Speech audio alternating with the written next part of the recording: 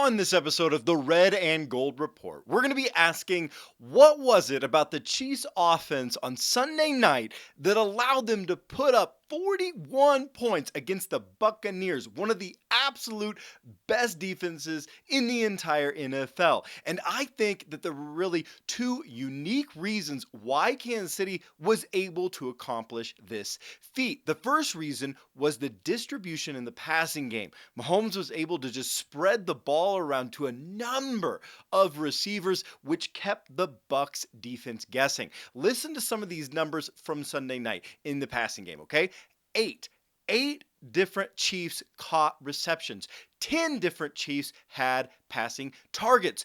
3 different Chiefs caught touchdown receptions, but no Chief had more than 10 receiving targets. And all of that was true even though Mahomes threw the ball 15 times less than Tom Brady did during the game. Now, compare this to the offensive mindset from last season. You knew last year that the targets were basically going to be just focused on Tyreek Hill and Travis Kelce alone, meaning teams knew where the ball was going and could adjust their defenses accordingly. But this year, with Tyreek Hill shipped off to Miami, the hope was always from the beginning to be better at distributing the ball around in the passing game. And that is exactly what the Chiefs were able to do on Sunday night. And it meant that the Bucs, well, they never knew where the ball was going.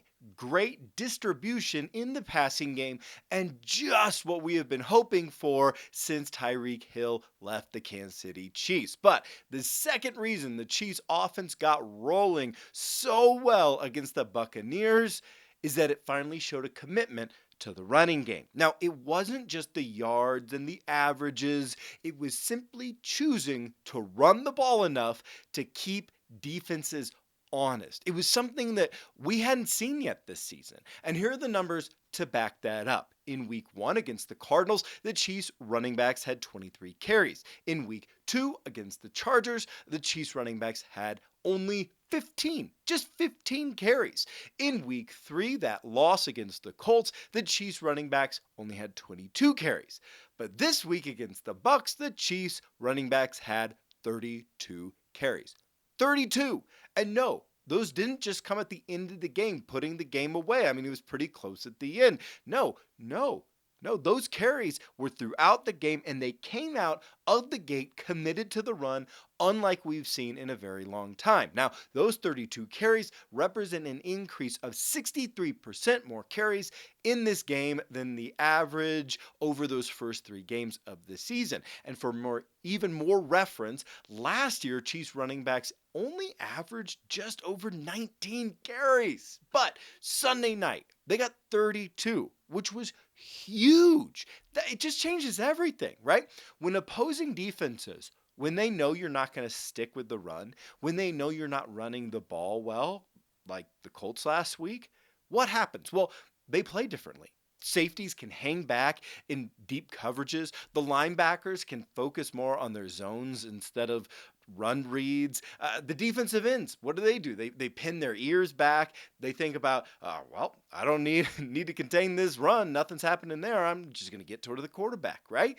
But when you commit to the running game, it changes everything. It really does. It changes how the defense has to play you, which, of course, opens up the passing game. So why did the Chiefs offense hang 41 on an excellent Bucs defense on Sunday night? 2 big reasons: great distribution in the passing game and a commitment to the running game. It changed everything from there. And hey, before we move on to who played well and did not, make sure you like this video, subscribe to this channel for the best Chiefs insight videos every week. So who played well on Sunday night? Let's start over on the defense. L'Jarius Sneed, he's having an amazing season this year, and he continued that against the Buccaneers. I absolutely love how the defensive coaching staff is using him. It's really unique and it's incredible. I mean, this guy could be an all-pro this year. He was a great blitzer, added a sack.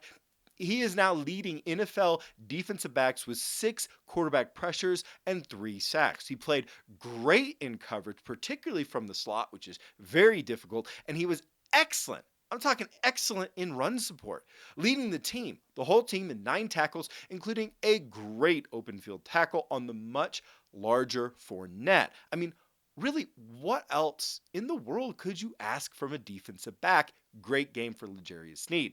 Chris Jones didn't have a sack, but he did create some good pressures up the middle to keep Brady on his toes. Rookie safety Brian Cook was not perfect, but he did see 73% of the defensive snaps. That's great for a rookie, and he had a fantastic pass breakup to prevent a touchdown at the very end of the second quarter. And Nick Bolton was his normal steady self and added a great tackle in the backfield. Moving on over to offense, who played well?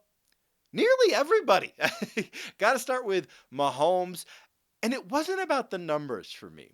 Brady actually threw for over 130 more yards than Patrick did. So it wasn't about the numbers. It was about that Mahomes magic, right? Moving around the pocket, buying time, distributing the ball, and of course, a few just otherworldly escapes and throws, particularly that touchdown. Heaved it up after he spun. What in the world was up with that? Just magic Mahomes, right? Rookie running back Isaiah Pacheco had a huge night coming out on prime time. He averaged over 30 yards on his 3 kick returns. He averaged 5.7 yards for his 11 carries, tallying 63 rushing yards. Oh, and he averaged 3.9 yards after contact, which is fantastic. And he just looked awesome. I mean, just watch the guy. He's this great combo of speed and strength. I love how angry he runs. I want him to be starting. I want him to start, okay? Travis Kelce was also fantastic. He got the game started right with a touchdown catch 46 seconds into the tilt. In the fourth quarter, he also reeled in this long pass behind and below him. Just incredible catch. He finished with 9 catches on 10 targets. That's very efficient. That's what you're looking for in a tight end, and had 92 yards. He just looked unstoppable. And also, congrats to Travis. He moved into the 5th spot in all-time receiving yards by a tight end.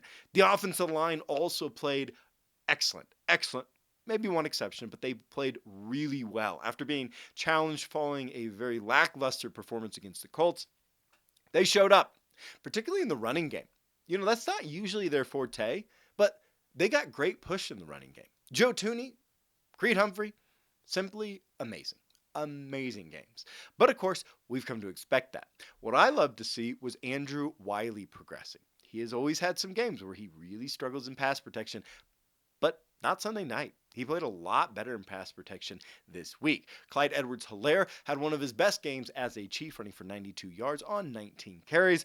I don't know why he hasn't run harder in the past, but maybe Isaiah Pacheco is, kind of rubbing off on him or challenging him now. But I like how he was running on Sunday night, though he did have that drop pass on a 4th down that was a little crushing.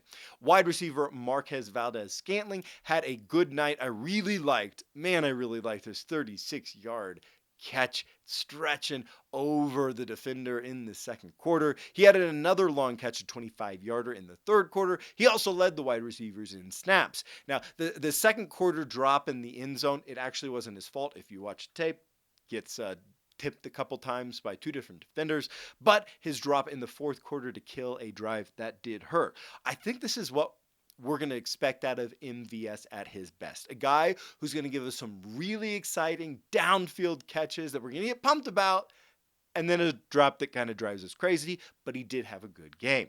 Moving over to who did not play well, as you might expect when facing Tom Brady, the defense gave up a ton of passing yards. Frank Clark had a bad night. He had a missed tackle in the first quarter after not even attempting to wrap up the ball carrier. He got called for offsides in the fourth quarter, but actually he should have been called several times during the game, and just got away with it. One time it was crazy. He seemed to be 2 yards up the field, and they still didn't call him offsides. He ended the night with, get this, 0 sacks, 0 tackles for loss, 0 quarterback hits, and all of 1 tackle. If you're wondering why a quarterback has enough time to throw for nearly 400 yards, defensive ends playing like that would be why. And, it leaves you wondering, why is he even out there?